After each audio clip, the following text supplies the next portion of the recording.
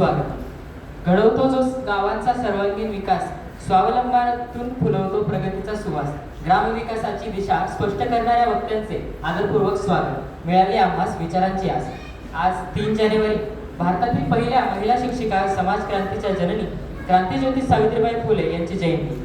सावित्रीबाई फुले यांनी अशा काळात शिक्षणाचा दिवा पेटवला जेव्हा स्त्रीला शिकण्याचा अधिकार नाकारला. समाजाच्या विरोधाला, अपमानाला आणि अन्यायाला न डगमगता त्यांनी मुलींसाठी शाळा सुरू केल्या. शिक्षण हाच समाज बदलाचा खरा मार्ग आहे हे त्यांनी कृतीतून सिद्ध केले. त्यांनी केवळ शिक्षणच दिले नाही तर स्त्री पुरुष समानता, विधवा पुनर्विवाह, अस्पृश्यता निवारण यांसारख्या विषयावर समाजाला जागृत केले. त्यांचे जीवन म्हणजे धैर्य, त्याग आणि मानवतेचे जिवंत उदाहरण आहे. आजच्या पिढीने सावित्रीबाईंच्या विचारांचा वारसा पुढे नेणे हीच त्यांना खरीच श्रद्धांजली ठरेल. या क्रांतीज्योतीला माझे कोटी कोटी प्रणाम. मी मान्यवरांना विनंती करतो त्यांनी सावित्रीबाई फुले व भारत माता यांच्या प्रतिमेचे पूजन करावे.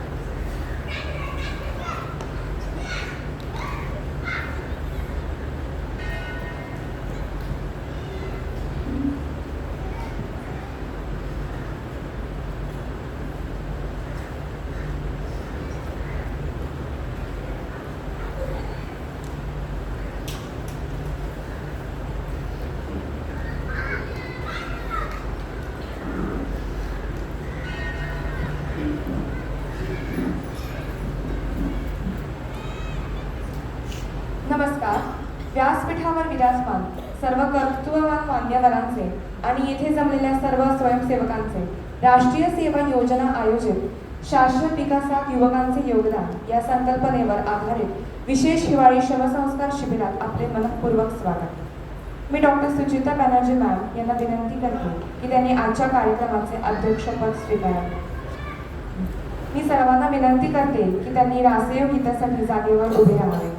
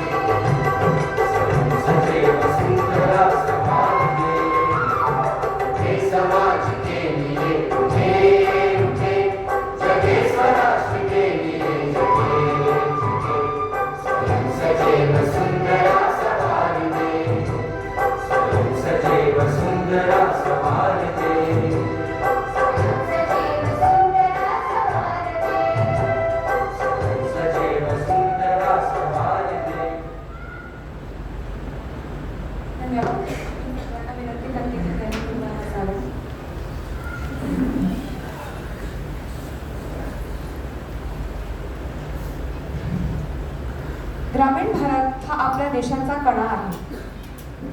गावांचा सर्वांगीण विकास झाला तरच खऱ्या अर्थाने राष्ट्रविकास साध्य होईल. स्वच्छता, पाणी, शिक्षण, आरोग्य, रोजगार, सामाजिक सलोखा आणि स्वयंपूर्णता या सर्व बाबींचा समतोल साधणारा विकास म्हणजेच ग्रामविकास होय. आजच्या काळात ग्रामविकास केवळ सरकारी योजनांपुरता मर्यादित न राहता लोकसहभाग, स्वयंप्रेरणा आणि सामाजिक जबाबदारी यावर आधारित असणे अत्यंत गरजेचे आहे. या दृष्टीने प्रत्यक्ष क्षेत्रात काम करणाऱ्या गावकऱ्यांना सोबत घेऊन परिवर्तन घडवणाऱ्या व्यक्तींचे अनुभव ऐकणे हे आपल्यासाठी अत्यंत प्रेरणादायी ठरणार आहेत. आज आपल्या समोर पश्चिम महाराष्ट्र प्रांतांचे ग्रामविकास संयोजक, बालपणापासून राष्ट्रीय स्वयंसेवक संघाचे स्वयंसेवक, मुळशी तालुका व पुणे जिल्ह्यात दीर्घकाळ सामाजिक कार्याचा अनुभव असलेले श्री मधुकर दत्तात्रय भोसले सर उपस्थित आहेत. त्यांच्या मार्गदर्शनाखाली पश्चिम महाराष्ट्रातील 100 गावे ग्रामविकासासाठी मॉडेल म्हणून विकसित होत आहेत. त्यांच्या अनुभवातून, विचारातून आणि प्रत्यक्ष कार्यातून आपल्याला ग्रामविकासाची दिशा, भूमिका आणि आपले कर्तव्य यांची नक्कीच जाणीव होईल असा मला विश्वास आहे. आजचे प्रमुख पाहुणे मधुकर दत्तात्रय भोसले सर यांचा परिचय करून देतो. श्री मधुकर दत्तात्रय भोसले सर हे शिक्षणाने DE असून त्यांचे वास्तव्य पिरंगूर, तालुका मुळशी, जिल्हा पुणे येथे आहे. ते व्यवसायाने इलेक्ट्रिकल कॉन्ट्रॅक्टर म्हणून कार्यरत आहे. बालपणापासूनच ते राष्ट्रीय स्वयंसेवक संघाचे सक्रिय स्वयंसेवक असून संघाच्या विचारधारेशी निष्ठावान राहून त्यांनी समाजकार्यात सातत्याने योगदान दिले आहे. मुळशी तालुका आणि पुणे जिल्हा स्तरावर त्यांनी अनेक वर्ष विविध सामाजिक उपक्रमांमध्ये सक्रिय सहभाग घेतला आहे. सन 2021 पासून ते पश्चिम महाराष्ट्र प्रांताचे ग्रामविकास संयोजक म्हणून कार्यरत आहे. त्यांच्या मार्गदर्शनाखाली पश्चिम महाराष्ट्रातील प्रांतातील 100 गावे ग्रामविकासासाठी मॉडेल म्हणून निवडण्यात आली आहेत. त्या गावांमध्ये सर्वांगीण विकासाच्या दृष्टीने विविध उपक्रमे राबवली जात आहेत. समाजहित, ग्रामविकास आणि राष्ट्र उभारणी हेच त्यांच्या कार्याचे मुख्य उद्दिष्ट असून त्यांच्या कार्यात अनेक गावांना विकासाची नवी दिशा मिळाली आहे. तसेच आपल्याला कार्यक्रमाला लाभलेले पाहुणे डॉक्टर अजित चंदन शिवे सर, मानवशास्त्र विभाग, सिटी बोरा कॉलेज. त्यानंतर क्रांती पैठणकर मॅडम, मराठी विभाग, सिटी बोरा कॉलेज. धन्यवाद. यानंतर मी डॉक्टर सुचिता बॅनर्जी मॅम यांना विनंती करते की त्यांनी श्री मधुकर भोसले सर यांचा सत्कार करावा.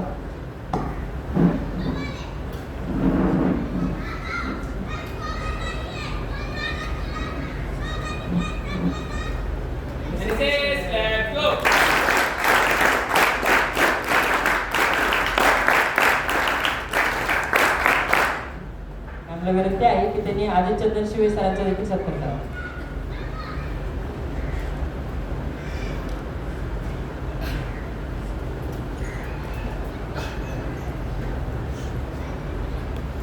त्यानंतर क्रांती पैठणकर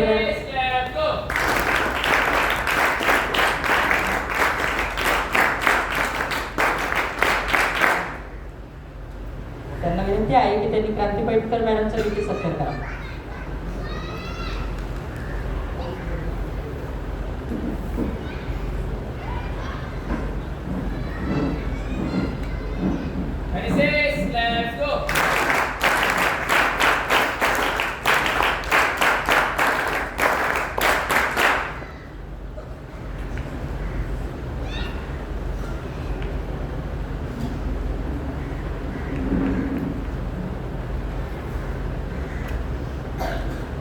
यानंतर मी श्री मधुकर भोसले सरांना विनंती करते की त्यांनी विद्यार्थ्यांना मार्गदर्शन करावे.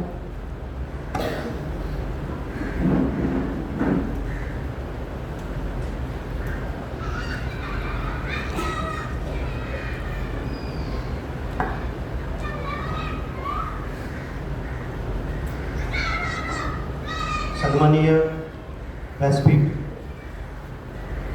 डॉक्टर सुचित्रा बॅनर्जी, SP कॉलेजचे सर्व शिक्षक वृंद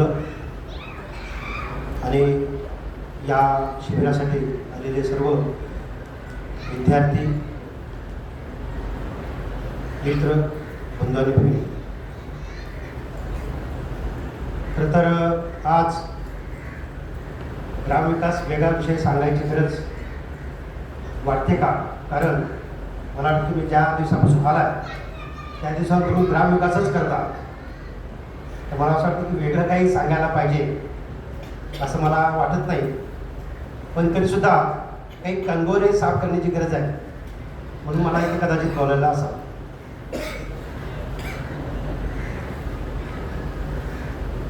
आज आपण मगाशी ध्यानधारणा केलेली आहे, त्यामुळं झोप ही चांगली झालेली आहे.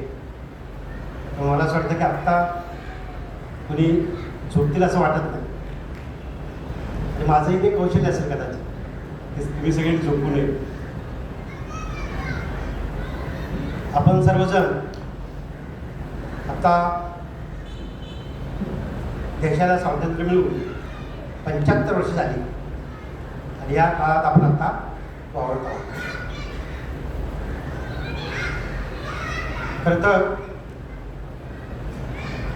ग्रामविकास विषय मांडताना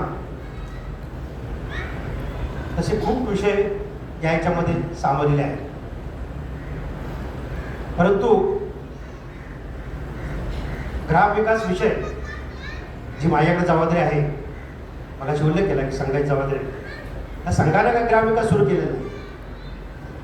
ही मुळात उजतच आपल्या भारतीय संस्कृतीमध्ये किंवा भारतीय संस्कृतीची ओळख अशी आहे की वेगळा ग्रामविकास नाही.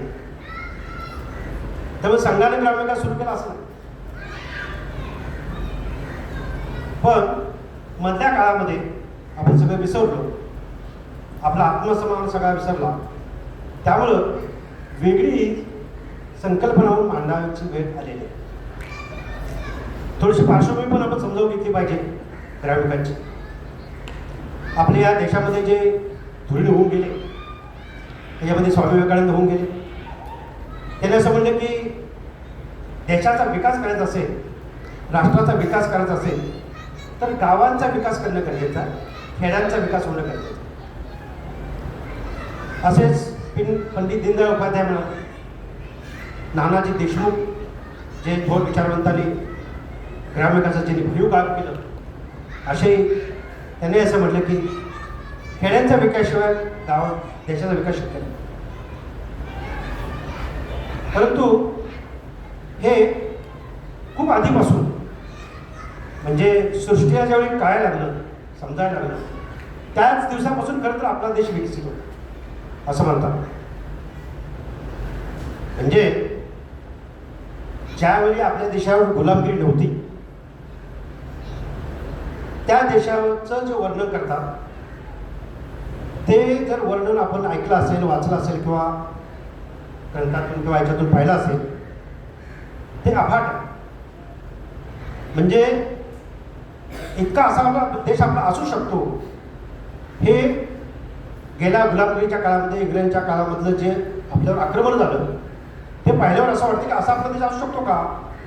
त्याचं उत्तर हो, असा देश आपला होता. 1000 वर्षांच्या पूर्वीच्या आधीच्या कालखंडामध्ये देश समृद्ध, संपन्न आणि समाधानी होता. या देशामध्ये येणारे, बाहेरून येणारी जी लोक होती त्यांना असं आश्चर्य वाटायचं, आणि ती लोक यासाठी इथे यायची की या देशातील अध्यात्मज्ञान, विज्ञान, तंत्रज्ञान याचा त्यांना हेवा वाटायचा. इतकं प्रगत तंत्रज्ञान पूर्वी त्या काळी आपल्या देशामध्ये होतं. तक्षशिला आणि नालंदा विद्यापीठाचं आपल्या सगळ्यांना नाव माहीत आहे. त्या विद्यापीठामध्ये जर ॲडमिशन घ्यायचं असेल बाहेरच्या मुलाला, तर आधी द्वारपाल त्यांचं मुलाखत घ्यायचं. म्हणजे बघा, हा द्वारपाल किती हुशार असेल, आणि मग त्याला आता ॲडमिशन मिळायचं. त्यानं जर त्याला परवानगी नाही दिली तर तो घरी परत जायचा. असे कितीतरी विद्यार्थी हे परत जायचे. एका पत्रकारानं असं वर्णन केलं आहे की त्या जे काय प्रवेशद्वार असायचं त्या प्रवेशद्वाराजवळ चिखल असायचं. त्याला काय आश्चर्य वाटायचं की एवढा कसा चिखल? तर ज्यांना ॲडमिशन मिळालं नाही ते अश्रू तिथं सांडून जायचे. इतका मोठा तिथं ॲडमिशन न मिळाल्यामुळे वाईट वाटायचं, इतकं त्यांना अश्रू अनावर होत नव्हते. असं आपलं तक्षशिला नालंदा विद्यापीठ. अशा अनेक उदाहरणं सांगता येतील या देशामध्ये की ज्यांनी खूप काम मोठं आपला देश सुख आणि समृद्धीसाठी केलं. आपल्या देशाची जी ओळख आहे ती ओळख आहे कृषीप्रधान देश असं आपण म्हणतो. नुसता कृषीप्रधान देश होता का? तर नाही. आपला देश उद्योगप्रधान सुद्धा होता. अनेक उद्योग चालायचे. असं म्हणतात की जगाचा जो तो व्यापार चालायचा त्या व्यापारामध्ये 30% व्यापार हा भारताचा होता. किती? 30%. विचार करा. आणि ज्यावेळी आपली लोक जात होती बाहेरच्या देशामध्ये त्यावेळी ते येताना सोनं घेऊन यायचे. ते मोबदल्यात सोनं घेऊन यायचे. आणि म्हणून सोन्याचा देश असं आपल्या देशाचं वर्णन. सोन्याचा देश असं वर्णन. या देशातले कळस सगळे मंदिराचे हे सोन्याचे होते. आता ते आपल्याला दिसत नाही. अनेक आक्रमकांनी ते सोन्याचे कळस कापून दिले. असा आपला देश होता. आपली जी अर्थव्यवस्था होती ती सगळी ग्राम केंद्रित होती. गावावर आधारित सगळी व्यवस्था होती. ग्राम केंद्रित होती. पण आपल्या असं लक्षात येतं 100-150 वर्षाच्या काळामध्ये त्या मोंगल राजवटीमध्ये इंग्रजांच्या राजवटीमध्ये हे सगळं आपलं चित्र बदललेलं आपल्याला दिसत येतं. आणि म्हणून पार्श्वभूमी मी यासाठी सांगितली की असा आपला देश होता. प्रत्येक क्षेत्रामध्ये आपला देश समृद्ध आणि सुखी होता. अगदीच काही उदाहरणं द्यायची झाली तर आपण शेतीचं उदाहरण घेऊ. आपली शेती कशी होती? त्या भारतातला प्रत्येक जण शेती करणारा शेतकरी हा शास्त्रज्ञच होता. म्हणजे ज्यावेळी बाहेर लोक यायची शेती माहिती करून घ्यायला त्यावेळी वेगळ्या शास्त्रज्ञाची गरज नव्हती. हा या शेतातला या देशातला शेती करणारा शेतकरीचा शास्त्रज्ञ. इतकं तंत्रज्ञान शेतीमध्ये सुद्धा होतं. मग शेती कशी होती? तर शेतीमध्ये काम करणारे मजुराची वेगळी गरज लागायची.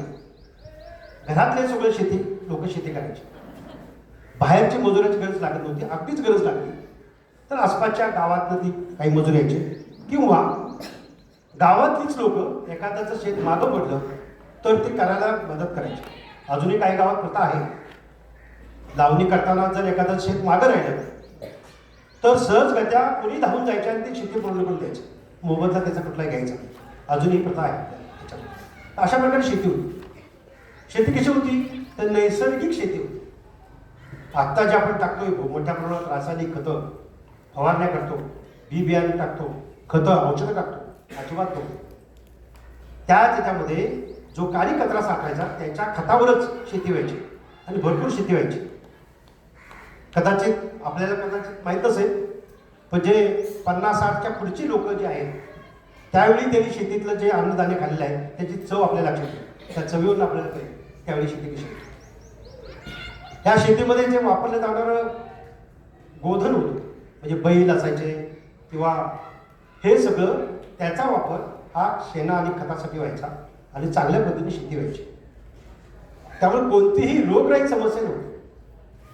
आज आपण पाहतो रोगराई समस्या ही देशातली खूप मोठी समस्या झालेली आहे निर्माण.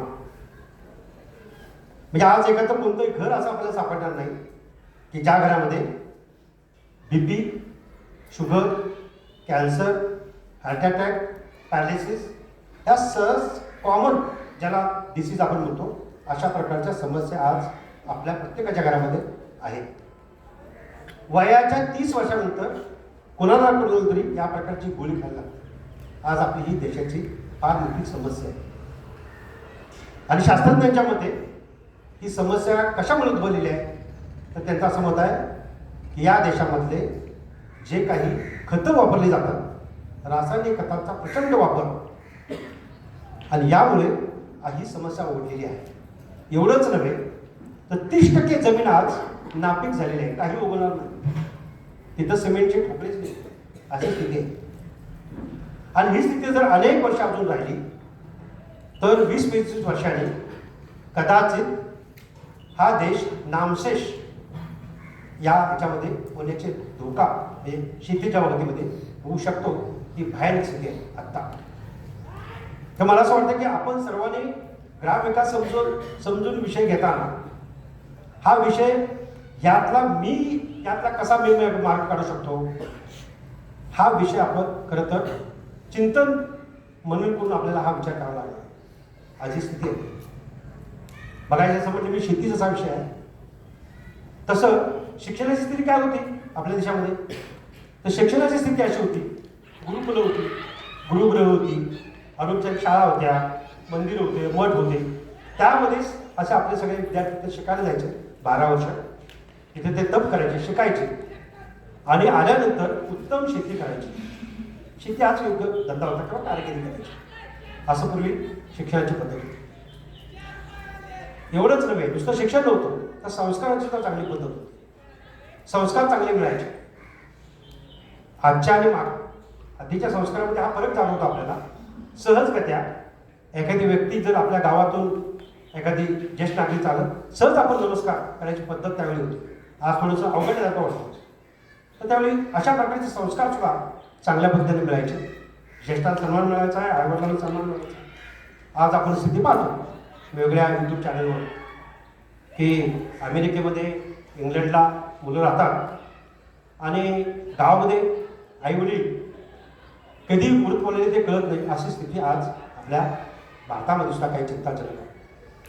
तर ही स्थिती आहे. त्यामुळे नुसतं शिक्षण गरजेचं नाही, तर संस्कारही गरजेचं आहे. आणि त्याकडे ही शिक्षणाच्या आणि संस्काराची पद्धत होती. आरोग्याच्या बाबतीमध्ये आपल्या सगळ्यांना माहिती आहे, आरोग्याच्या बाबतीमध्ये कुठंतरी 4-5 गावामध्ये वैद्य असायचा आणि तो वैद्य आयुर्वेदिक उपचार करायचा, अशी पद्धत होती. मी ज्या गावात राहतो आता उल्लेखेला पिरंगुट, तिथं 2 चौक आहेत. घोटणे पाटा चौक आणि लवळे पाटा चौक अशी 2 चौक आहेत. त्या चौकाच्या मधलं अंतर 2 किलोमीटर आहे. इथं 17 हॉस्पिटल आहेत, मोठी 17 हॉस्पिटल आहेत. आता आपण विचार करायला पाहिजे, 2 किलोमीटरमध्ये 17 हॉस्पिटल आहेत, हे समाजाचं चांगलं लक्षण आहे. हा स्थिती सगळीकडे अशी आहे. तर स्थिती बाहेर काय, आरोग्याची सुद्धा बिघडली आहे. पूर्वीच्या काळी एखादा कुठेतरी आरोग्य असायचा आणि तो झाडपाल्याचं औषध द्यायचा आणि बरं व्हायचं, अशी स्थिती. सगळ्याच्या बाबतीमध्ये अशी स्थिती. त्यावेळेचे जे व्यवहार चालायचे ते खूप चांगले चालायचे. आपल्याला सगळ्यांना माहिती आहे की आपण सगळे जे गावं असायची त्यामध्ये बाजार भरायचा, आठवड्याचा बाजार. आणि आठवड्याच्या बाजारमध्ये सगळे लोक तिथे यायचे. हे नुसतं विकायला येत नव्हते, तर तिथं सगळ्यांना आनंद व्हायचा त्या बाजारामध्ये. का व्हायचा? कारण आज नातेवाईक मला कोणते आज भेटणार आहे माझ्या बाजारामध्ये. विचारांची देवाणघेवाण, पैशांची देवाणघेवाण, सहज काय त्या प्रेमाची देवाणघेवाण तिथे व्हायची. आणि खूप चांगल्या पद्धतीनं असे छोटे असे आठवडे बाजार चालायचे. आणि म्हणून अशी व्यवहाराची पद्धत होती. न्यायनिवाड्याची पद्धत कशी होती? तर आपण सगळं ऐकलं असेल, पंच परमेश्वर. गावात 4-5 जण कोणते असे असायचे, निस्वार्थपणे गावासाठी काम करणार, कुठलाही मोबदला ते घेत नव्हते आणि त्यांचं सगळेजण ऐकायचे. तर न्यायनिवाड्याची पद्धत सुद्धा खूप चांगली होती. आता आपण न्यायनिवाड्यावर किती खर्च करतो आपण पाहतो. असं सहज का त्या न्यायनिवाडा गावामध्ये व्हायचा, पारावर व्हायचा. आणि म्हणून न्यायनिवाड्याची सुद्धा पद्धत ही चांगली होती. अशा पद्धतीनं आपली जी गावं होती ती सुखी, समृद्धी आणि संपन्न अशी होती. आता ह्याच्यामध्ये असं दृष्ट लागावे अशा की ही संस्कृती होती, अशी होती. पण ज्यावेळी आक्रमण व्हायला सुरुवात झाली त्यावेळी ही स्थिती बदलली. आपले विनोबा भावे यांनी खूप छान वर्णन केलेलं आहे त्यामध्ये. त्यांनी असं म्हणलंय, या देशावर कुठलंही पारतंत्र्य नव्हतं, या देशावर कोणी आक्रमक नव्हते.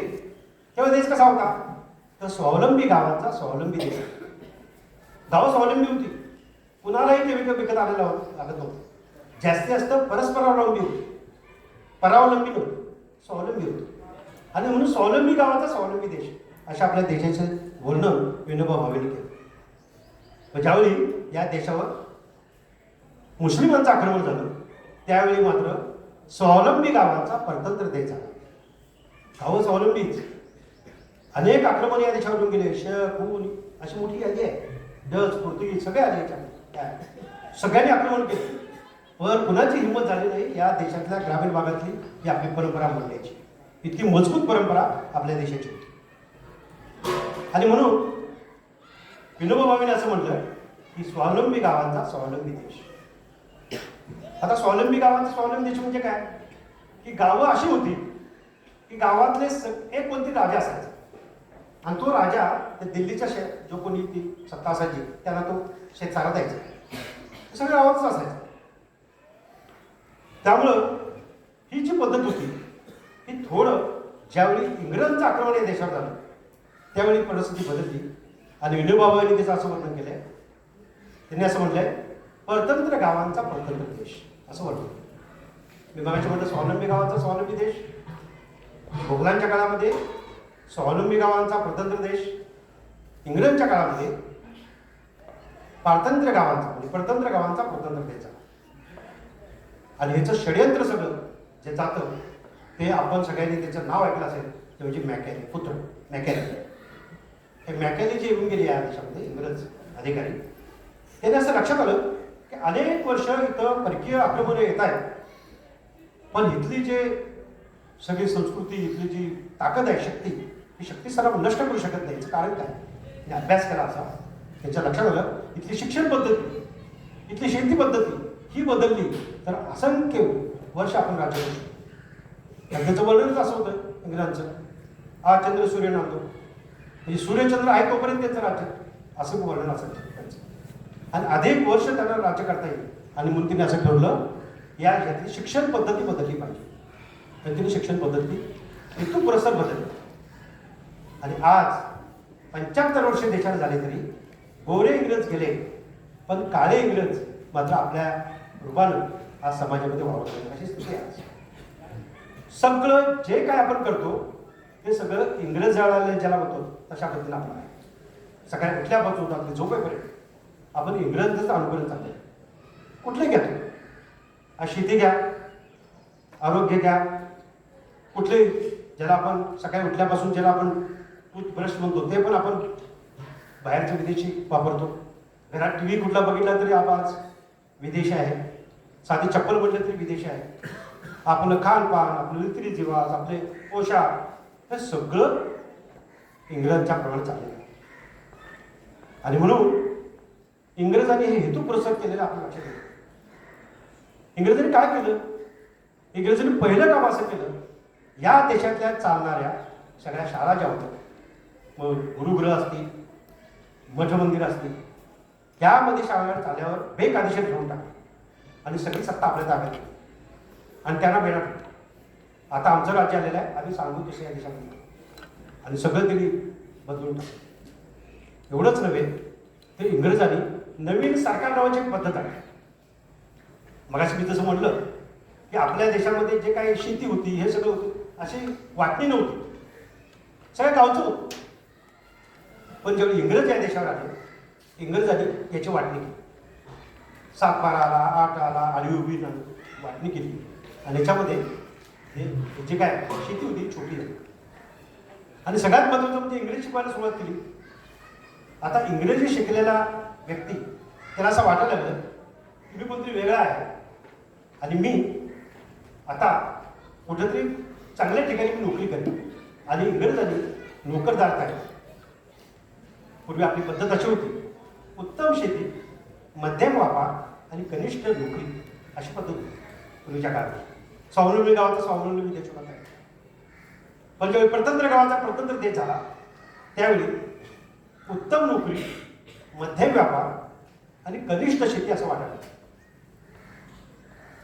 आणि हे सगळे जे शिकून बाहेर काढायला लागले आपले सगळे विद्यार्थी, त्यांना असं वाटायला की शेती ही न परवडणारी आहे किंवा माझं जे शिक्षण झालं हे नोकरी करण्यासाठी आहे. पण आपला असलेला उद्योग प्रधान देश, शेती प्रधान देश हा नोकर वर्ग तयार केला गेला. आणि आज स्थिती अशी आहे की आज आपण पाहतो की आज प्रचंड स्थलांतर या ग्रामीण भागातून शहराकडे होते असं आहे. प्रचंड मोठं स्थलांतर, ह्याला आपण आवरच घालू शकत नाही. आज पुणे आणि मुंबईची स्थिती जर बघितली तर बाहेर नाही. भूमीमध्ये आपण जर गेलो तर कमीत कमी 1 किलोमीटर लागतं त्या विमानात ती झोपडपट्टी बघायला. म्हणजे प्रचंड झोपडपट्टी. पुण्यामध्ये पर्वतीला गेलो तर पर्वती एवढं जे आपल्याला दिसतं ती सगळी झोपडपट्टी, थोडा मोठा खूप एरिया आहे. ग्रामीण भागातून सगळे लोक शहराकडे आले. याचं कारण असं, हे जो कारण आहे याचं कारण असं आहे की आम्हाला शेती नकोच वाटते. आणि ज्या महात्मा गांधींनी सांगितलं होतं ते स्वातंत्र्य झाल्यानंतर की खेड्याकडे चला, असं त्यांनी हे सांगितलं. हे जर आपण कदाचित मांडलं असतं तर ही वेळ आज देशावर आपल्याला आली असती. याचं कारण असं, आपल्या देशाचे पहिले पंतप्रधान पंडित जवाहरलाल नेहरू यांचं सगळं शिक्षण हे झालं इंग्लंड. पाश्चात्य संस्कृतीचा प्रभाव त्यांच्यावर होता. त्यांना असं वाटलं की आपला देश आता स्वतंत्र झाला आहे, आपल्याला आता खूप पैसे मिळवायचे आहेत. आणि त्यांनी त्यांचं पहिलं भाषण आहे, ते भाषणाचं वाक्य असं आहे की आपल्याला आता आम्ही सत्तेवर आलेलो आहोत, आता तुम्ही काही करायचं नाही, you go home and sleep quiet, असं त्यांचं उत्तर. आता काही करायची गरज नाही, आता करणार पण आम्ही सगळं करणार. आणि आज आपण पाहतो त्या सगळ्या सरकारी योजनांमध्ये आपल्याला जी सवय लागली की आता सगळं सरकार करणार, आम्ही काही करायचं नाही. मग साधा ग्राम आपला अंगणाचा नळ जरी असला तर ते ग्रामपंचायतीचं काम आहे असं वाटतं. आपल्या गल्लीतला रस्ता जरी चालू असला तर आपल्याला वाटतं तो माझा रस्ता नाही, असं तो रस्ता कोणाचा आहे, कुठला तरी कॉन्ट्रॅक्टर जो काम करतो तो त्याचं काम आहे. आपलं काय काम, 5 वर्षात एकदा फक्त मतदान करायचं, माझं काम सुरू. आणि म्हणून ही परिस्थिती जी आलेली आहे याचं कारण असं की हे सरकारचं काम, हे माझं का काम नाही. आणि म्हणून आज खूप मोठ्या प्रमाणामध्ये भ्रष्टाचार, महागाई, विशेष लोकांचंच लागून चालत अशा गोष्टी घडताना दिसतात. याचं कारण असं की आम्ही सजग नाही. म्हणून ग्रामविकास विषय मांडताना हा विषय आपण लक्षात ठेवला पाहिजे. गावाप्रती माझं योगदान काय, हे जर झालं तर मी चांगल्या पद्धतीनं माझं गावाचं काम करू शकतो. म्हणून गीतेमध्ये एक संदेश आहे की उद्धरेण आत्माना आत्मा, म्हणजे काय की मीच माझा विकास करायचा, ही संकल्पना त्यावेळी होती. आमचा विकास आम्हालाच करायचा, दुसरी कोणी तर करणार नाही. पण आमच्या पंतप्रधानांनी सांगितलं आम्हाला की आता तुम्ही काय करायचं नाही, तुम्ही ते घरी जाऊन झोपा, सगळा सरकार करेल. आणि मग अशा प्रकारे सगळ्या योजना पण तशा चालतात. आपल्याला सगळ्यांना माहिती आहे, 2 रुपये किलो तांदूळ, 5 रुपये किलो गहू, लाडकी बहीण, सगळ्या योजना यायला लागल्या की जेणेकरून आम्ही सगळं आता सरकारची एखादी योजना येईल आणि आम्हाला याच्यातलं काहीतरी मिळेल, अशा प्रकारच्या योजना सगळ्या आल्या. आज ही देशाची परिस्थिती खूप मोठ्या प्रमाणामध्ये भयावह आहे. हे 75 वर्षे झाली असली त्या देशाला तरी आज ही परिस्थिती आपल्याला बदलली पाहिजे.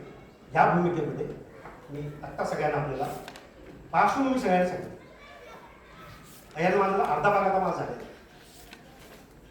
आता तुम्ही म्हणाल की ती सगळी पार्श्वभूमी मांडली, खरं आम्ही करायचं कसं, काम कसं करायचं. तर पुढचं असं म्हणणं आहे की संकल्पना अशी आहे ग्रामविकासामध्ये काम की गावाचा विकास एखादा करायचा असेल तर गावचा विकास करताना लोकसहभाग महत्वाचा.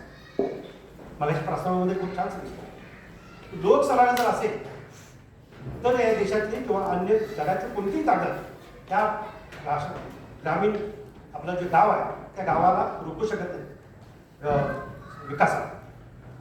आणि म्हणून आपण असं म्हणले की गावाचा विकास गावातल्याच लोकांनी केला. योजनेचा फायदा घेतला जाईल.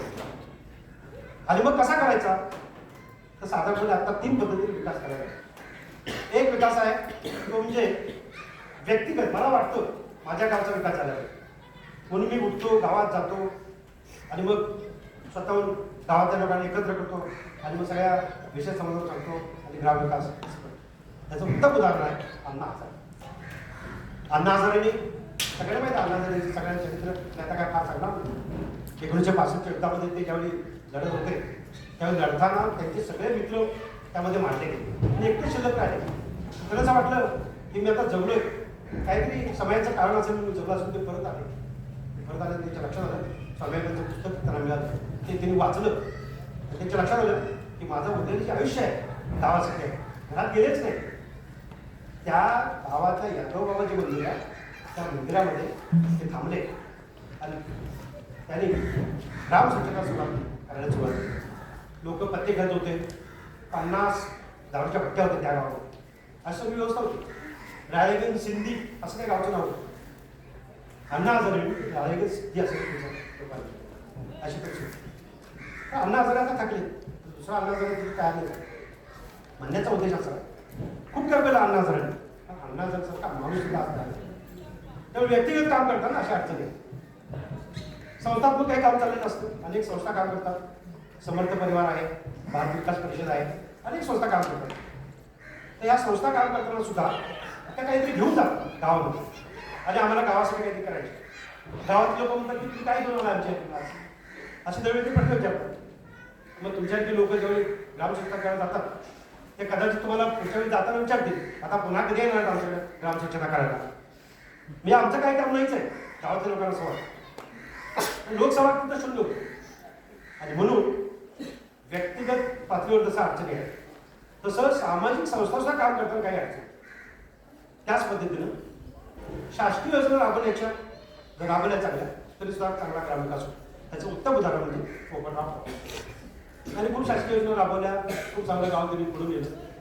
तिथून सुद्धा अडचणी यायला लागल्या की शासकीय योजनेमध्ये लोकांना असं वाटतं की याच्यामध्ये मला कसं मिळेल, याचा मला कसा फायदा होईल, गावचा फायद्याचा काय मला संबंध, त्यात मला किती मिळेल. त्यामुळे स्वार्थी लोभी लोक याच्यामध्ये खूप मोठ्या प्रमाणामध्ये नियमनाचे धोका म्हणजे या तिन्ही गोष्टी ज्या आहेत या आत्ता लक्षात अशा येतात या तिन्ही गोष्टी या मर्यादित. आणि म्हणून आपलं असं म्हणणं आहे हे करत असताना गावातल्या लोकांचा सहभाग किती आहे मग जसं म्हटलं मी त्याच्यावर ग्रामविकास अवलंबून. तर ग्रामविकास करायचा असेल तर प्रत्येक गावचा सहभाग घ्यायचा. आता आपण जर ठरवलं की मला ग्रामविकास करायचा तर मला काहीतरी अभ्यास करायला पाहिजे त्या गावचा. म्हणून ज्यावेळी तुम्ही इकडे जा आपापल्या ठिकाणी काहीतरी खेळत असतील काहीतरी गाव करायला असतील आपण या विचार केला पाहिजे की मी जर खरंच एखादं खरं ठरवलंय की गावचा विकास करायचा तर गावचा मी अभ्यास केला. तर काय अभ्यास केला पाहिजे गावचा, तर गावामध्ये नैसर्गिक साधन संपत्तीचा विकास होणं म्हणजे खरा ग्रामविकास. नैसर्गिक साधनांचा विकास होतो. आता काय झालंय लक्षात घ्या, पाश्चात्य ते देश आहेत या पाश्चात्य देशाने काय केलं, या देशाने असं केलं की ही जी काही नैसर्गिक साधन संपत्ती आहे ही केंद्रस्थानी आहे आणि त्याच्यामुळे विकास होता असं वाटतं. त्यामुळे सगळीकडे भोगवाद आला, लोभांची वृत्ती आहे. आपल्या भारत देशामध्ये मात्र आपण असं ठेवलं की प्रत्येक या निसर्गातील प्रत्येक जी घटक आहे तो देवासमान आणि मग तिचा वापर करताना मी मला पाहिजे तेवढाच केला. परवा सैत्रामजी पवारांचं आपण सगळ्यांनी ऐकलं असेल. त्यांनी खूप मोठं काम भारतामध्ये वनसंपदेमध्ये केलं. जगामध्ये त्यांना 2 नंबरचा पारितोषिक पर्यावरणाचं मिळालं. त्याचं कारण असं त्यांनी विचार करताना असं केला तिथं चराईबंदी केली, कुराडबंदी केली आणि प्रत्येकाला नियम घालून दिले, कठोर शासन केलं. कोणी काय केलं तर मला म्हणायचा मुद्दा असा आहे की नैसर्गिक साधन संपत्तीचा विकास करतो आणि तो जर विकास झाला तर खऱ्या अर्थाने ग्रामविकास. आता हे नैसर्गिक साधन संपत्ती कोणती आहे तर ढोबळमानेने आपण असं म्हटलेलं आहे की 7 प्रकारच्या संपत्ती आहेत गावामध्ये. याचा आपण विचार केला तर पहिली आहे तो म्हणजे भूसंपदा, जमीन. आमची जमीन कशी आहे, समुद्र वसले देवी पर्वत असताना मंदिरे विष्णू पत्नीने वस्तू घ्या पादस्पर्शम समस्व. म्हणजे काय, सकाळी उठल्यावर जर माझा जमिनीला पाय लागला तर मी क्षमा मागतो. एवढं जमिनीबद्दलचं प्रेम ही म्हणून आम्ही माता म्हणतो. इतर देशामध्ये या माता म्हणत नाही. आम्ही मात्र आपण भारत देशाचे सुपुत्र आम्ही या मातेला माता म्हणतो. त्यामुळे जरी इथं तुला नांगर लावला, मी जरी इथं त्या पोचला तरी मला दुःख होतं. याचं कारण असं तू माझी माता आहेस. हे जे आमचा संबंध आहे हे संबंध आपल्या असे आणि म्हणून आमची भूमाता कशी आहे आता आपण सगळ्यांनी या लोभापायी खूप उत्पादनाच्या ह्याच्या पायी आपण ही सगळी जमीन मागायची म्हणजे तिचं नापीक करून टाकली आणि ह्या नापीकपणामुळे आज आपल्याला सगळं ते भोगायला लागतं. त्याच्या आरोग्यापासून सगळ्याच गोष्टी.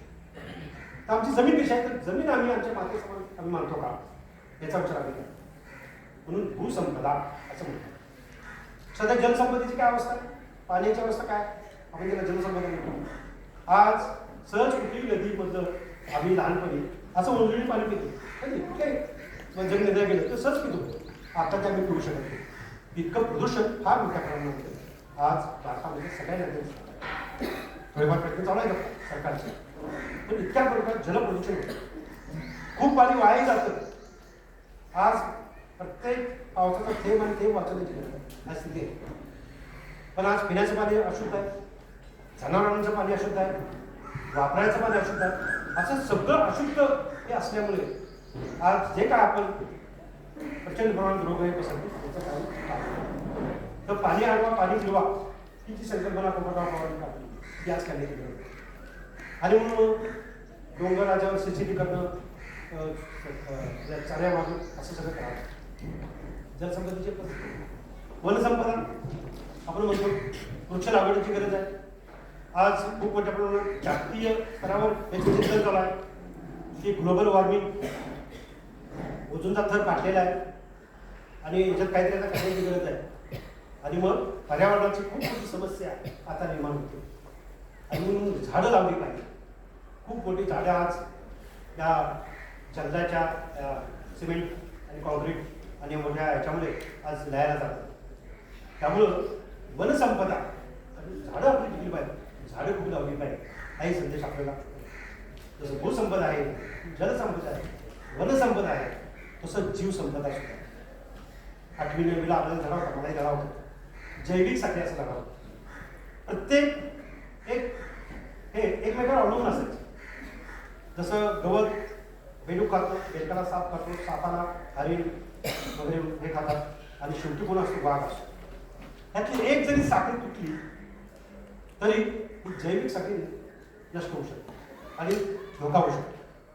आज मधमाशाचं प्रमाण सुद्धा आज कमी आहे. एक मधमाशीचं पोल सांभाळणं म्हणजे एकाला गावाला सांभाळणं असं त्याचं सूत्र आहे. आज ते आम्ही काय करू शकत नाही. याचा अर्थ असा आहे की जैविक साखळी आज धोक्यात आली. आज बिबटे हे ते सगळे आज गावात येतात. पूर्वी ती वेगळी व्यवस्था होती, आज ही परिस्थिती आली. आपणच ही करून ठेवली आहे.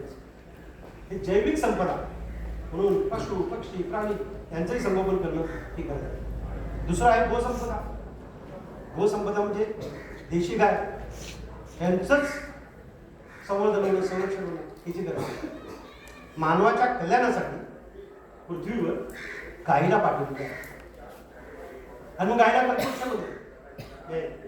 काम दिलं म्हणजे त्याचं कारण असं की गायीचा प्रत्येक अवयव आणि अवयव तो महत्वाचा. आपल्याला सांगायला खरं दुःख वाटतं या गोमूत्रापासूनचं औषध बनवणारं पेटंट अमेरिकन, जिथं उत्पत्ती भारतात झाली पण पेटंट अमेरिकन. आता कुठं 15-20 वर्षापूर्वी पुनरू नावाची गाय केरळमध्ये सापडली म्हणजे कॅन्सरवर तिचं औषध असते. आज गायीची संख्या काय? देशी गायीची संख्या आपण जर गावात कोणाला विचारलं, ह्या सुद्धा गावात तुम्ही विचार किती गाय आहे, 4 ते 5 बोटाच्या हातावर मोजतात. पूर्वी अशी स्थिती होती ज्याच्याकडे गायी जास्त धनवा अशी स्थिती होती. तो श्रीमंत मानला त्याच्याकडे गायी जास्त. आज ही स्थिती बदलली आणि म्हणून पुन्हा आपल्याला गोसंपदेकडे लक्ष देण्याची गरज आहे की जर गाय वाचली तर आज कोरोना येणार नाही. गाय वाचली तर तिसरं महायुद्धापासून आपण वाचणार आहोत. हे गायीकडं गायीच्या शेणात चाललेली शिबिरं आहे ही एक्सरे घातक किरणापासून रोखू शकतात. असं हे उदाहरण आपण पाहिलं. भोपाळला वायू दुर्घटना झाली 20-25 वर्षापूर्वी. आज अनेक तिथली लोक रुळी पांगली जन्माला येतात. याचं कारण ही घातक किरण ही आज पसरतात आणि ज्याच्याकडे गायी आहे ज्याच्याकडे गायीचं शेण साधलेलं आहे ते मात्र खूप मोठ्या प्रमाणात वाचलं आहे. त्यामुळे गोधन आज गरजेचं आहे. त्यामुळं आज आपण प्रत्येकाच्या घरी गाय असली पाहिजे ही गरज आहे. आपण कितीही शिकून मोठे होऊ, सुस्कृती होऊ, चांगले पैसे होऊ, हे जर नसेल तर आपलं जीवन शून्य आहे. त्यामुळं आपण सगळ्यांना असा प्रयत्न केला पाहिजे. कसा करायचा प्रयत्न आपण सगळ्यांनी पण जसं म्हणून गोसंपदा चौथं सर्वांची गोष्ट आहे ते म्हणजे ऊर्जा. हे ऊर्जा जी आहे ते आपण पाहतो कुठली गोष्ट हे करताना आपल्याला ऊर्जेची गरज आहे आणि म्हणून जे आपण पारंपरिक ऊर्जा वापरतो ते कुठल्या आहेत? कोळसा आहे, तुमचं पेट्रोल आहे, डिझेल आहे. आज याच्यावरूनच युद्ध चालू आहे आणि म्हणून हे कधी संपणार. पुन्हा आमच्या अपारंपरिक ऊर्जा कुठली आहे? तर सोलर आहे, विंड पॉवर आहे, हे गायीपासून मिळणारे विजेचे शेण आणि शेणखत आहे ती आमची खरी ऊर्जा. याचा आम्ही सांभाळ केला पाहिजे. असं याला सप्त संपदा असा आपण. आता हे सगळं मी ढोल गावातल्या संपदा आपण शक्य सांगितलं तरी करणार तो एकट्याच काम आहे का? अभ्यासमध्ये जसं एकट्या अंदाजाने करू शकत नाही तर कोण करू शकेल? गावामध्ये ज्यांना असं वाटतं हे व्हायला नको आपलं गावाचं आरोग्य चांगलं राहायला पाहिजे, गावातलं लोक सुदृढ आणि समृद्ध राहायला पाहिजे. तर त्यासाठी गावातल्या लोकांनी समजून घ्यायचं. आणि म्हणून त्याला आपण म्हणतो पंचशक्ती. ह्या 5 शक्त्या एकत्र आल्या, त्या 7ही संपदा सुरक्षित राहू शकतात. ह्या कुठल्या संपदा आहेत, शक्त्या आहेत? तर पहिली आहे धार्मिक शक्ती. गावातली धार्मिक शक्ती जर ठरवलं तर चांगल्या पद्धतीनं ही संपदा टिकू शकते. धार्मिक शक्ती कोणती आहे? आज आपण सगळ्यांनी कीर्तन प्रवचन केलं मगाशी, उद्या पण होणार आहे. ही अशी मंडळी जे गावचा विचार करतात, जे अध्यात्माचा विचार करतात, तीच लोक हे करू शकतात. पण धार्मिक मातृशक्ती आहे. ज्या गावामध्ये महिला पुढे आली काम करण्यासाठी, ती गावं खूप पुढे गेलेली आहेत. असं उत्तम उदाहरण हे आनंदवाडी म्हणून आहे. आनंदवाडी इथं लातूर जवळ आहे. तेव्हा आपण गेलो होतो ते बघून. त्या सगळ्या गावाचा कारभार त्या महिला चालवतात. खूप उत्कृष्ट गाव बघण्यात महिलांनी ते चालवलेलं गाव. मी मरणानंतर सुद्धा जिवंत राहील अशी संकल्पना त्या गावात केली. पण तिने काय केले, प्रत्येकानं अवयवदान करायचं ठरवलं. कारण डोळे, एखादी माणूस व्यक्ती गेली की त्याचे डोळे काढून दिले जातात आणि एखादा अंध विद्यार्थी, अंध कोणी असेल व्यक्ती, त्याला बसवले जातात. आणि त्या गावाला असं ठरवलं की मेल्यानंतर सुद्धा मी जिवंत राहील. अशा प्रकारची तिथं भावना आहे. असं आनंदवाडी गाव आहे. तिथं आनंदवाडीमध्ये स्मशानभूमीमध्ये मुलं अभ्यासक्रम असतात. हे आपल्याला आश्चर्य वाटतं.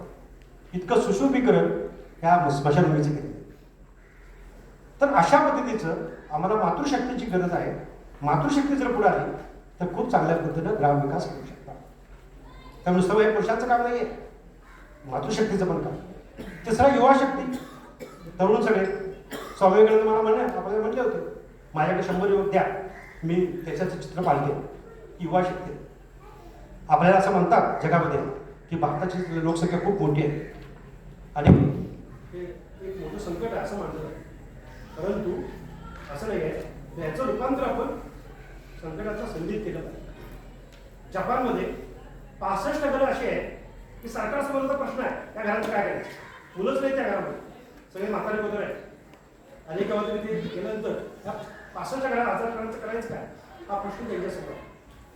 आणि आत्ता सरकारला असं डोळे उघडले सरकारचे आणि मग आता मुलं जन्माला घाला अशी स्थिती परिस्थिती आहे. तर हे जपानमध्ये स्थिती आहे, अशा अनेक देशामध्ये स्थिती आहे. भारतामध्ये मात्र युवा वर्ग आहे आणि तो युवा वर्ग आज ही भारताची स्थिती समजतो. त्यामुळं युवा शक्ती ही कोण आहे, तिसरी शक्ती आहे.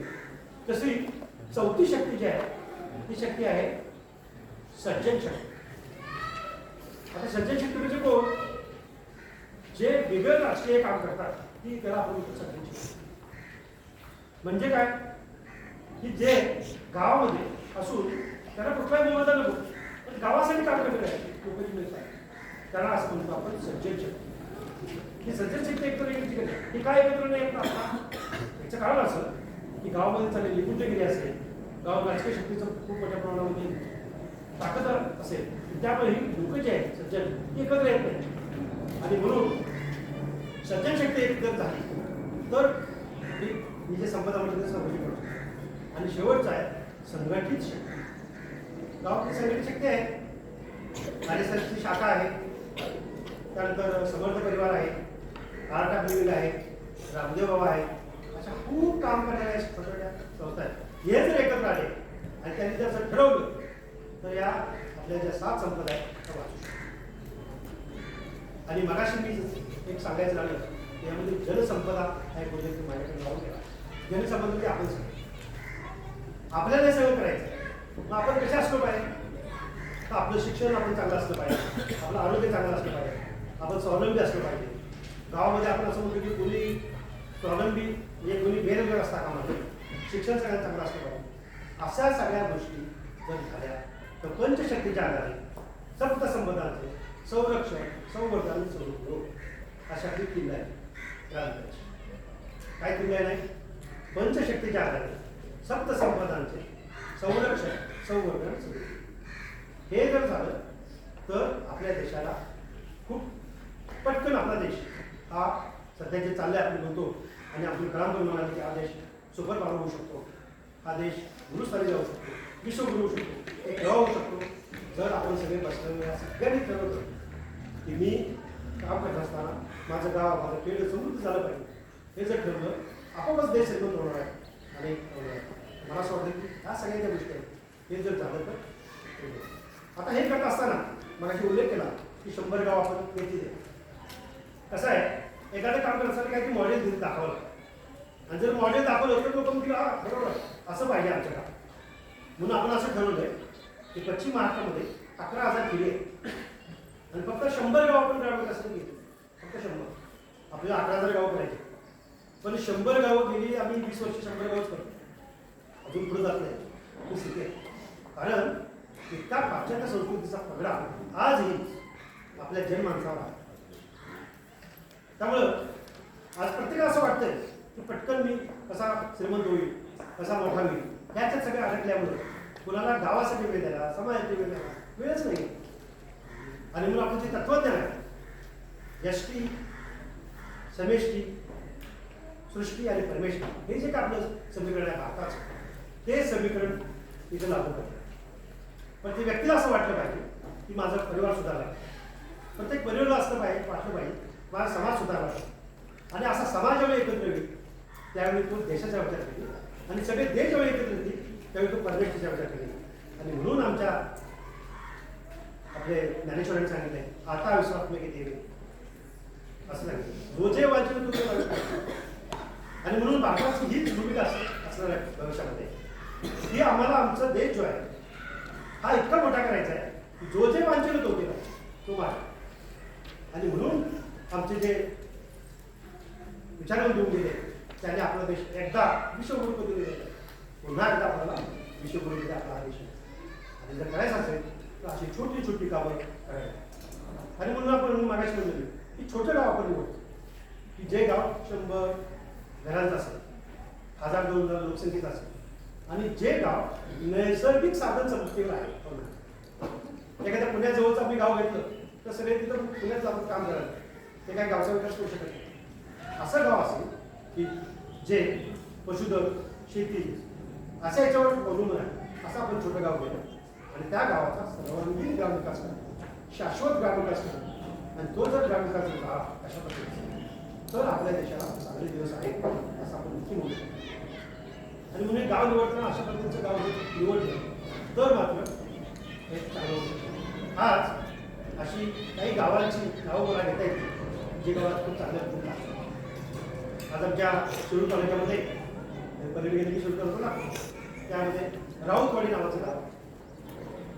आता राऊतवाडी गावामध्ये सगळी लोक एकत्र आली ते ठरवलं की आमची शाळा पडत आलेली आहे आम्ही काय करायला पाहिजे. सगळे लोक एकत्र आले काही जण पुण्यात काम करतो ते सगळे एकत्र आले आणि 3 मजली जिल्हा परिषद शाळा दिली पाहिजे. हे गावकऱ्यांच्या कामाची गोष्ट. आणि म्हणून आमचं राऊतवाडी आज आम्ही आदर्श करू शकतो. तसं आमचं शिवे गाव आहे खेड तालुक्यामध्ये ते शिवे गावाचं ठरवलं की खूप खर्च येतो सार्वजनिक विवाह करताना सगळ्या गावातल्या लोकांचा विवाह सार्वजनिक होतो. एका ठिकाणी सगळे येतात कमी पैशामध्ये सार्वजनिक विवाह सोहळा पार पाडतात. छोटं गाव पण आज तिथं 1 लाख पुस्तकं आहेत त्या गावामध्ये आणि ते गाव आज सुखी समृद्धी झाली. अशा अनेक गावांची नावं सांगते. आज कोल्हापूरमध्ये कारवारवाडी नावाचं गाव आहे. हे कारवारवाडी गाव जे आहे त्याच्यासाठी ठरवलं की पाण्याची मदत झाली पाहिजे म्हणून त्यांनी सगळ्या जेवढं त्यांचं जे क्षेत्र आहे त्या क्षेत्रामध्ये त्यांनी ड्रीप सिस्टीम केली आणि बांधावर पाणी सोडलं की सगळ्या क्षेत्राला मिळतं. पाणी खूप वाचवलं. सगळे लोक शेतकरी एकत्र आले आणि त्यांनी गुळाचं कारखाना काढला. हा सेंद्रिय गुळ आणि कारवारवाडी गोडवा या नावावर तो गुळाचा कारखाना केला. अशी छोटी छोटी गावं की जी गावं आज समाजाला एक आदर्श म्हणून पुढे येतील.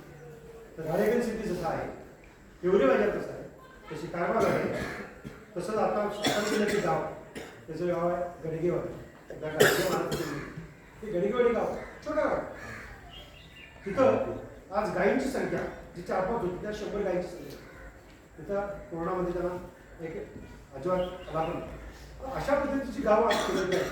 आणि अशी पद्धतीची गावं ही नुसती अशी हाताच्या पटावर मोजणं लिहिलं लागतात. असंख्य गावं आपण जर याच्यामध्ये जर करू शकतो तर मला असं वाटतं की खूप मोठ्या प्रमाणामध्ये आज गावचा विकास आणि उद्याकडे चला जे महात्मा गांधी म्हणते ते स्वप्न जर साकार करायचं असेल तर आपल्या सगळ्यांना आपल्याला या गोष्टीकडे पाहावं लागेल. मला असं वाटतं की आपण सगळे इथून जाताना त्यावेळी जाऊ त्यावेळी नक्कीच आपण ग्रामविकास हा विषय जरी आपण शहरामध्ये राहत असतो तरी शहरातील लोकांना आम्ही एक सांगितलं ग्रामविकास करा. ती काय सांगितली की अशी म्हणते मेरा गाव मेरा तीर. म्हणजे काय आपण सगळ्यांनी कुठल्या कुठेतरी गावात आलेलो आहोत आणि मग त्या माझं गाव कसं आहे त्या गावाचं मी कसं विचार करेन आणि म्हणून आपण असं म्हणतोय त्या गावाचं काय करायला पहिल्यांदा सर्वेक्षण करा गावचं काय गावची नेमकी माहिती आहे जरा हे करा. समस्या निर्धारण करा. गावामध्ये कोणती समस्या आहे ती कशी सोडवायची याचा विचार करा. त्यानंतर प्राधान्यक्रम ठरवा. कुठली समस्या सोडवायची आहे त्याला प्राधान्यक्रम करा. चौथा आहे कृती आराखडा करा. हे काय नियोजन करेल आणि मग अंमलबजावणी. ह्या जर 5 गोष्टी केल्या तर आपण चांगल्या पद्धतीने आपला गावचा विकास करू शकतो. माझा मगाशी जसं म्हटलं मेरा गाव मेरा तीर. मी जरी पुण्यात राहत असलो तरी माझं गाव जे आहे ते गावासाठी मला आज काम करायचं आहे ही भावना जर आपल्या सगळ्यांच्या याच्या लक्षात आली तर आज नक्की गावं मोठी होतील सुधारतील आणि ह्याचा फायदा शहराला पण होणार. आपण जर शहरं सुधारायचा प्रयत्न करतोय तर काय गोष्ट आहे तर शहरं भाकार होत आहेत आणि खेडी भाकास होत आहेत असं आपण चित्र पाहतो. आणि हे जर चित्र बदलायचं असेल तर आपल्याला ग्रामीण भागामध्ये गावामध्ये काम करायचं आणि मग जी पुढच्या समस्या आहेत त्या सोडवण्याचा प्रयत्न केला पाहिजे. या कुठल्या समस्या आहेत हे सगळं करत असताना तर सगळ्यात महत्त्वाचं आहे ती म्हणजे व्यसनमुक्त. व्यसनाधीनता खूप मोठ्या प्रमाणात वाढली ते झालं. चोरीमुक्त ते झालं पाहिजे. विवादामुक्त कोणतं विवाद भांडणं होता का म्हणजे गावामध्ये ते करायचं असेल तर आम्हाला तालुक्यात जाण्याची गरज नाही गावातच ती विषय आहे. क्षुधामुक्त म्हणजे कोणीही बेरोजगार असतात अशा प्रकारची रचना आपल्याला जर करता आली तर मात्र आपला गाव हा सुखी संपूर्ण समृद्ध होऊ शकतो. गावामध्ये समरसता चांगली होऊ शकते. आज आपण पाहतो आपला एवढा देश स्वतंत्र झाला तरी काही गावामध्ये अजून एक गाव एक पारंपा एक स्मशान एक मंदिर नाही आहे. आज इकडचे लोक तिकडे जाऊ शकत नाही. आमचे आंबेडकर आमचे शिवाजी महाराज अशा आपणच वाटून घेतले आमचे नेते अशी परिस्थिती आहे. समरसता चांगल्या पद्धतीने आणायची असेल आपण सगळ्यांनी एक होण्याची गरज आहे. आणि म्हणून अशा प्रकारची छोटी छोटी कामं आपल्याला जे आवडतं क्षेत्रामध्ये ते काम आपण करा. कदाचित आपल्याला कुठल्या कोणाला तरी आवड असेल शिक्षणामध्ये काम करायचे त्याने त्या गावात जावं तास काढावा मुलांचा अभ्यास घ्यावा असं आपण करू शकतो. कोणाला वाटतं की आपण डॉक्टर याच्यामध्ये आपण काम करू शकतो तिथं जावं लोकांचं अनिमिया चेक करावा तिथं हे काम करावं. कोणाला वाटतं की असं लोकांनी चांगल्या पद्धतीने जीवन जगलं पाहिजे. अशा वेगवेगळ्या प्रकारची कामं गावामध्ये खूप आहेत. ती जर आपण केली तर आपला देश हा सुपर पॉवर आणि विश्वगुरुपदी जायला वेळ लागला. मला असं वाटतं की या निमित्ताने हा जो ग्रामविकास विषय आहे हा ग्रामविकास हा समग्र ग्रामविकास शाश्वत ग्रामविकास आहे. कुठली एक योजना आपण सोडवली आणि ग्रामविकासाला असं होणार नाही. समग्र ग्रामविकास मला असं वाटतं की या निमित्ताने आपण सर्वांनी यातलं थोडं जरी काम करायचं जरी प्रयत्न केला तरी मात्र आपण हे चांगलं काम करू शकतो. आणि आता ही वेळ आहे. एक उदाहरण सांगतो मी सांगतो काय आपल्याला उदाहरण माहीत नसेल. कुठली तरी 2 टीम खेळत होत्या फुटबॉलच्या आणि कुठल्या तरी एका टीमचा विजय होतो. तसं एका टीमचा विजय झाला. फुटबॉलची टीम खेळत होती आणि सगळे स्टेजवर आले आणि सगळ्यांना असं वाटलं की आपण विश्वविक्रम केलेला आहे आणि आपल्याला आता 1 नंबरचं बक्षीस मिळणार. त्या पत्रकाराचं लक्ष गेलं त्या खेळाडूच्याकडे. एक खेळाडू मात्र हा नाराज दिसला. त्याला आश्चर्य वाटलं हा खेळाडू नाराज का. एक तर 1 नंबर याला मिळालेला आहे टीमला आणि नाराज का दिसतो. तर त्याने असं उत्तर दिलं त्या नाराज विद्यार्थ्याने. तो असा म्हटला की आम्ही खेळलो पण माझा एकदाही बॉल त्या फुटबॉलला लागला नाही. मग असं आम्ही जीवन जगणार आहोत का. हेच आमचा सुखी संपूर्ण समृद्ध होणारच आहे पण मी काहीच करणार नाही करतील सगळे लोक. म्हणजे एक बोट आपल्याकडं 5 बोट आपल्याकडे 1 बोट दुसऱ्याकडं 5 बोट दुसऱ्याकडं असं नाही चालतं. माझंही योगदान याच्यामध्ये या आपलं जे देश समृद्ध होणार आहे सुखी होणार आहे विश्वगुरु होणार आहे माझं योगदान सर हे जे मी आता उदाहरण दिलं याच्यामध्ये माझंही योगदान काहीतरी असलं पाहिजे. देश होणारच आहे माझंही काहीतरी योगदान असलं पाहिजे. मला असं वाटतं की असं जर आपण प्रत्येक विद्यार्थ्यांनी आणि जर ठरवलं तर आज देश नक्कीच हा सुखी समृद्धाने संपन्न होऊ शकतो.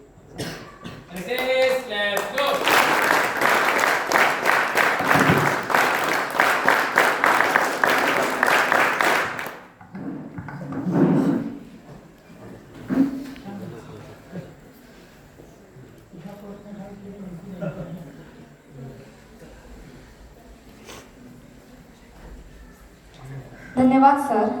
स्वयंसेवकांना मोलाचे मार्गदर्शन केल्याबद्दल आपले मनपूर्वक आभार. यानंतर मी डॉक्टर अजित चंदनशिवे सर यांना विनंती करते की त्यांनी आपले मनोगत व्यक्त करावे.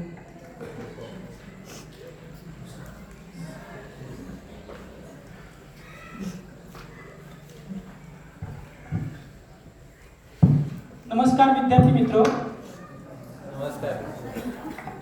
SP कॉलेज आणि सावित्रीबाई फुले पुणे विद्यापीठ राष्ट्रीय सेवा योजना यांच्या संयुक्त विद्यमाने आयोजित शाश्वत विकासासाठी युवकांचं योगदान या विषयावर आयोजित या विशेष समसंस्कार शिबिराचे कार्यक्रमाधिकारी शिंदे सर, व्यासपीठावरील सुचेता मॅडम, आजचे प्रमुख वक्ते भोसले सर यांनी आपल्याला ग्रामविकास या विषयावरती सविस्तर असं मार्गदर्शन केलं.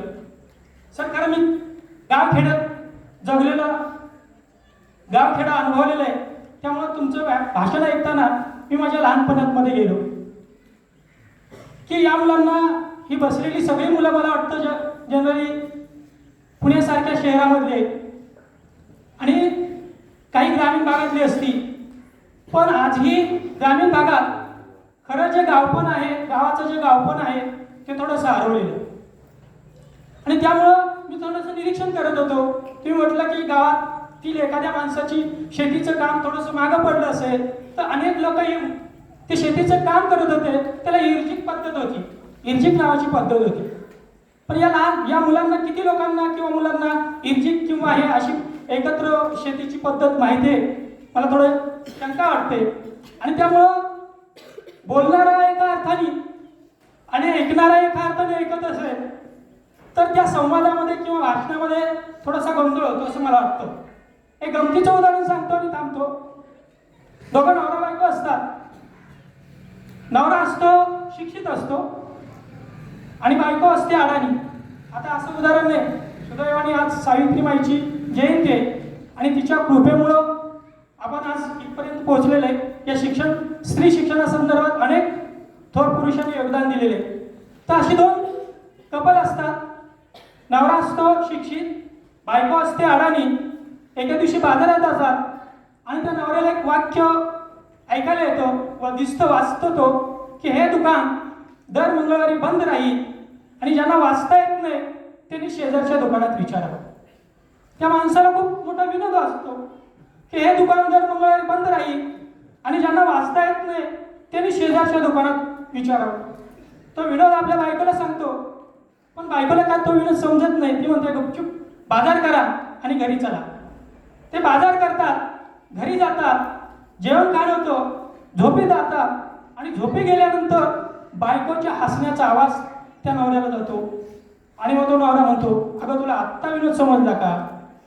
मी सकाळपासून तुला सांगत होतो, पण त्या विनोदाचा अर्थ तुला समजला, आत्ता समजला का? तेव्हा ती बायको म्हणते, अहो तसं नाही, पण ते शेजारचं दुकान बंद असेल तर मग कुणाला विचारायचं? जे त्यामुळं ही जी मुलं आहेत, तुम्ही म्हटलं की गावाला पकालपणा येतोय आणि शहरं सुजतायत, तर या शाश्वत विकासासाठी किंवा ग्रामीण विकासासाठी आपली मानसिकता बदलणं खूप महत्त्वाची. आजही आमच्या ताईंना किंवा आमच्या मोठ्या बहिणींना जेव्हा स्थळ येतात तेव्हा आमची पहिली जी मागणी असते ती म्हणजे मुलगा नोकरी करणारा असावा आणि तो मुंबई किंवा पुण्यासारख्या ठिकाणी शहरात नोकरी करणारा असावा, राहणारा असावा, भले तो कसाही असेल. आणि त्यामुळं आपली खरी ग्रामविकास खऱ्या अर्थानं व्हायचं असेल तर खेड्याकडे चला हा गांधीजींनी दिलेला जो मूलमंत्र आहे तो आपण परत जर अंगीकारला तर खऱ्या अर्थानं ग्रामविकास होऊ शकतो. आणि यामध्ये युवकांची किंवा तुमच्यासारख्या कॉलेजच्या मुलांची भूमिका अतिशय महत्त्वाची आहे. मी परत एकदा शिंदे सर किंवा NSSचे सर कार्यक्रमाधिकारी आम्ही खरं तर अचानकपणे आलो आणि त्यांनी आमचा यशोचित सन्मान केला, त्याबद्दल मी त्यांचं मनपूर्वक आभार मानतो आणि थांबतो. धन्यवाद.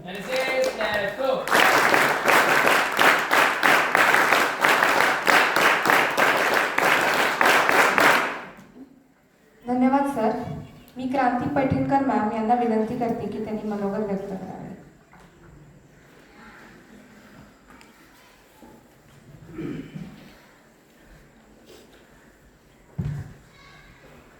धन्यवाद. विद्यार्थी मित्रांनो, आम्ही अगदी अचानक तुमच्या या कॅम्पला भेट द्यायला आलो. म्हणजे अनपेक्षित पाहुणे आहोत. खरं तर आजचे पाहुणे आपल्याला माहीत आहे, मधुकरजी भोसले यांनी अत्यंत सुंदर पद्धतीने मांडणी केली ग्रामविकासात तरुणांचे योगदान. पार्श्वभूमी सांगत सांगत त्यांनी आज आपल्याला काय करायचं, आपली काय भूमिका असेल या अनुषंगाने आपल्याला थोडं जागं केलं. आपल्याला आजच्या समस्या आणि आपली भूमिका या अनुषंगाने मांडणी करत करत ग्रामविकास ही संकल्पना समजून सांगितली. आज सावित्रीमाईंची जयंती आहे.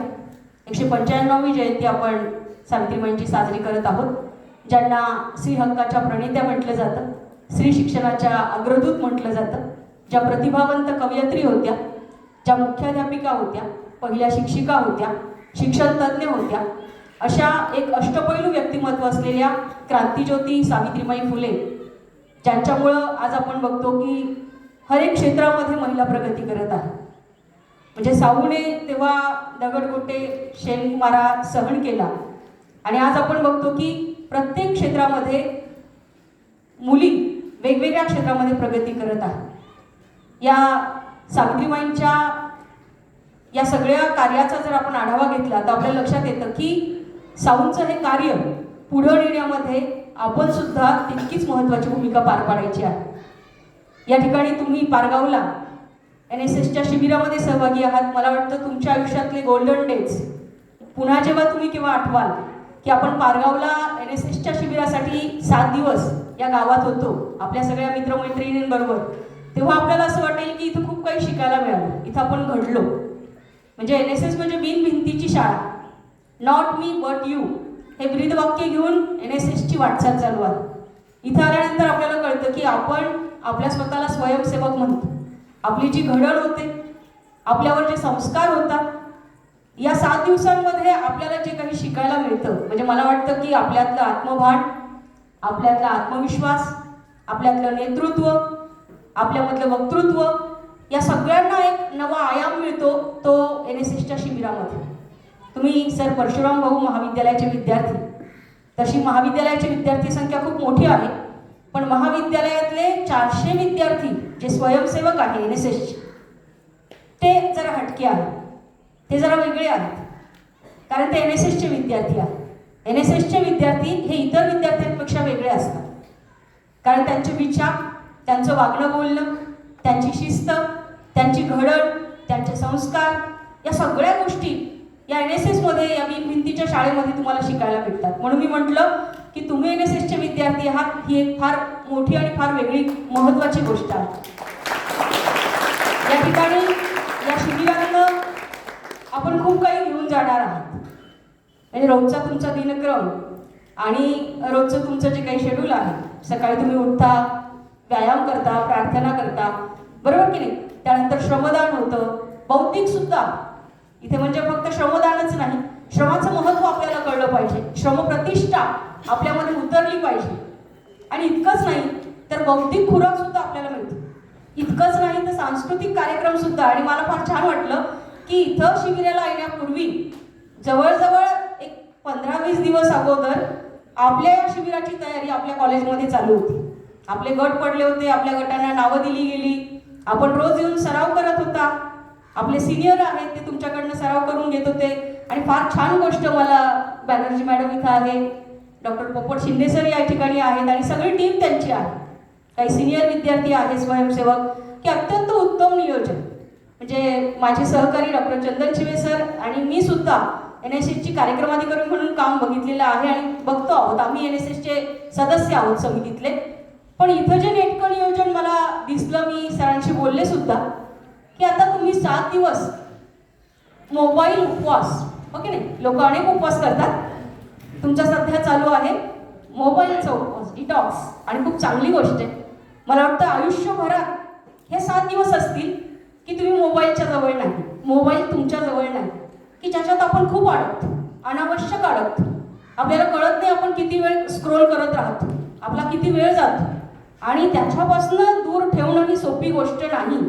म्हणजे आम्ही कार्यक्रमाधिकारी म्हणून काम बघितलेलं आहे, इतकं सोपं नाही की 200 विद्यार्थी आहे आणि त्यांना सांगायचं की 7 दिवस तुम्हाला मोबाईल मिळणार नाही, किंवा 7 दिवस जर मोबाईल नाही तर या विद्यार्थ्यांना त्या सगळ्या याच्यामध्ये इन्व्हॉल्व करायचं. हां, तुम्ही सुद्धा आता म्हणजे तुम्हाला मला वाटतं सरांनी काल विचारलं मोबाईल हवा आहे का, हो की नाही, आणि तुम्हाला आता मोबाईल नसला तरी चालतं. ते अत्यंत म्हणजे मी आत्तापर्यंत शिंदे सर अनेक कॅम्पमध्ये बघितलं, पण अशी गोष्ट मला कुठेही दिसली नाही की शिबिरातले विद्यार्थी त्यांचा मोबाईल जमा केलेला आहे आणि आता तो त्यांना सूचनेनुसार तुम्हाला आता तो 7 दिवसानंतर मिळेल. खूप छान गोष्ट आहे. असं एरवी आपण कंट्रोल करू शकत नाही, आपण म्हणतो करी पण कंट्रोल करत नाही. तर ती एक मला फार चांगली गोष्ट या ठिकाणी आवर्जून त्याची नोंद घ्यावीशी वाटली. मी सरांनाही म्हटले की सर खूप छान तुमचं कॅम्पचं नियोजन आहे आणि याचबरोबर या ठिकाणी तुम्ही जी पूर्वतयारी केली येण्यासाठीची, ज्या पद्धतीने तुमचं सांस्कृतिकचं नियोजन असेल किंवा एकंदर एखादा गट ज्या पद्धतीनं कार्य करेल, हे सगळं नियोजन अत्यंत नीटनेटकं अशा पद्धतीचं मला जाणवलं. दुसरं असं की विद्यार्थी मित्रांनो, तुम्ही या NSSच्या शिबिरामधनं काय घेऊन जाता, म्हणजे मला वाटतं की त्याला किती मार्क आहेत, त्याचं प्रमाणपत्र, त्याचे क्रेडिट, यापेक्षाही तुम्ही एक सजग नागरिक होणार आहात किंवा तुम्ही एक उत्कृष्ट स्वयंसेवक होणार आहात किंवा तुम्ही, फार महत्त्वाची गोष्ट असते जगताना, की तुम्ही एक माणूस म्हणून जगणार आहात. माणूस घडवण्याची शाळा म्हणजे NSSचं मला वाटतं हे क्षेत्र आहे. NSSची कर्मभूमी आहे की जिथं आपली माणूस म्हणून घडण होते. म्हणून मी इथून जाताना किंवा आपल्याला शुभेच्छा देताना मला वाटतं या ओळी संयुक्तिक असेल. तुम्ही सकाळी रोज प्रार्थना म्हणतात, जसं तुम्ही आता NSSचं गीत म्हटलं, अजूनही एक NSSचं गीत आहे कि हम सब मिलकर देश का अपने जग में नाम जगाएंगे, NSS का परचम लेकर आगे बढ़ते जाएंगे, श्रम एवं जयते. तसं अजून एक गीत आहे आणि त्या गीताचे फार सुंदर बोल आहे. ते गीत म्हणून मी माझ्या शब्दांना विराम देते. त्या गीतामध्ये असं म्हटलेलं आहे आणि अर्थात NSSच्या प्रत्येक स्वयंसेवकाला ते गीत लागू पडतं. हम ना सोचे हमें क्या मिला है, हम ये सोचे किया क्या है अर्पण, फूल खुशियों के बाटे सभी को, सबका जीवन ही बन जाए मधुबन, अपनी करुणा का जल तू बहा के, करते पावन हर एक मन का कोना. आणि हे फार महत्वाचं आहे मित्रांनो. हम चले नेक रस्ते पे हमसे भूल कर भी कोई भूल हो ना, इतनी शक्ति हमें देना दाता, मन का विश्वास कमजोर होना. धन्यवाद मित्रांनो. तुम्हाला सगळ्यांना खूप खूप शुभेच्छा. अतिशय अगदी मनापासून या शिबिराचा आस्वाद घ्या. छान मित्रमैत्रिणी करा, शेअरिंग करा, व्यक्त व्हा आणि खूप काही शिका, खूप काही घेऊन जा. आपल्या स्वतःमध्ये खूप काही आहे, त्याचा शोध या शिबिरामध्ये लागतो. आपण काहीतरी आहोत, नक्कीच कोणीतरी आहोत, त्याचाही शोध कदाचित तुम्हाला या शिबिरामध्ये लागेल. मी पुन्हा एकदा NSSच्या सर्व कार्यक्रम अधिकाऱ्यांचं या ठिकाणी मनपूर्वक अभिनंदन करते की अतिशय उत्तम असं नियोजन त्यांनी या शिबिराचं केलं आणि सर्व माझे स्वयंसेवक मित्रमैत्रिणी यांना पुन्हा एकदा शुभेच्छा देते आणि माझ्या शब्दांना विराम देते. धन्यवाद.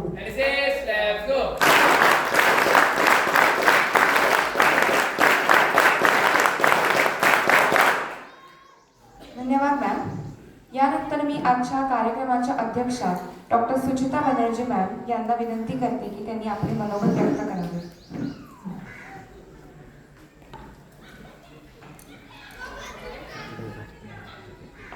धन्यवाद. पहली बार मैं NSS कैंप में आई हूँ, तो ओवरऑल जितना मेरे को समझ में आया, इधर में जो ग्राम डेवलपमेंट के ग्राम की विकास के बारे में इस आज की जो हमारे थीम है, तो ये ग्राम में पाड़गांव में जो पहली बार आने में मेरे को पहले मिले छोटे छोटे बच्चे की प्राइमरी स्कूल की जो उनकी गीत, तो उनका शिक्षा देख के मेरे को इतना अच्छा लगा कि इनका प्राइमरी स्कूल से इतना प्राथमिक शिक्षा केंद्र जिला परिषद का इतना छान इनका कार्यक्रम है. उनका आगे दिन भर उनके वातावरण इतना अच्छे है. उसके साथ टुकाई देवी मंदिर के साथ ये NSS की जो विद्यार्थी है, सब मिला के ये जो ओवरऑल तुम लोगों ने पूरा इतना अच्छा वातावरण तैयार किया, तो इसमें तुम लोगों को भी जैसे ये मेमोरेबल रहेगा, पारगांव के लोगों को भी तुम्हारा याद रहेगा बाद में। तो ऐसे ही तुम लोग अच्छा करते रहो और ग्राम विकास के बारे में जैसे बाकी टीचर्स ने और हमारे गेस्ट ने सबने बोला है, तो तुम लोगों को अच्छा से समझ में आया होगा। तो ऐसे करके हम आगे जाएंगे तो हमारा देश का भी उन्नयन होगा। और ऐसे you are the first generation, अभी तुम आगे जाओगे, तुम स्टूडेंट हो, तुम उसके आगे जितना जाओगे तो तुमको तुम्हारे साथ हमारे देश और सब लोग हम और भी आगे बढ़ेंगे। ऐसे करके मैं मेरे 2 शब्द विनती लेती हूँ। थैंक यू, धन्यवाद।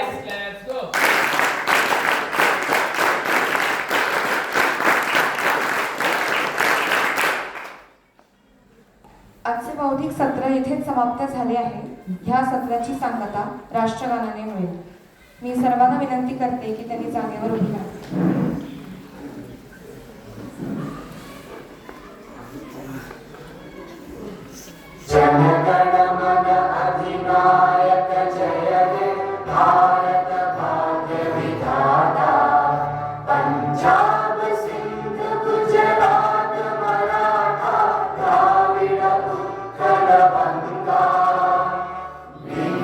हिमाचल यमुना